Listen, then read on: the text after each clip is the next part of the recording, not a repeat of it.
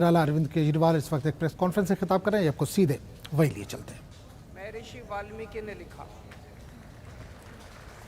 संस्कृत का सबसे पहला काव्य ग्रंथ रामायण, जिसको महाकाव्य कहा गया है, आदि काव्य कहा गया है, महर्षि वाल्मीकि ने लिखा।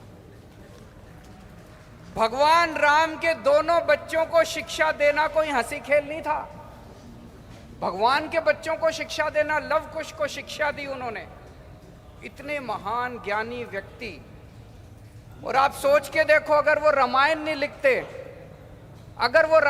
लिखते, क्या हमें रामचंद्र जी के बारे में पता चल सकता था? हमें रामचंद्र जी के बारे में कौन बताता? भगवान राम के बारे में कौन बताता?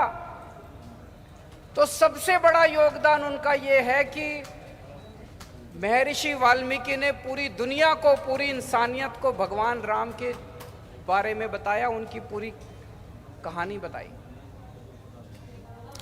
तो नाज़रीन, न्यूज़ रूम लाइव में फिलहाल इतना ही। अगले बुलेटिन में आपसे फिर मुलाकात होगी, तब तक के लिए इजाजत दीजिए। आदाब।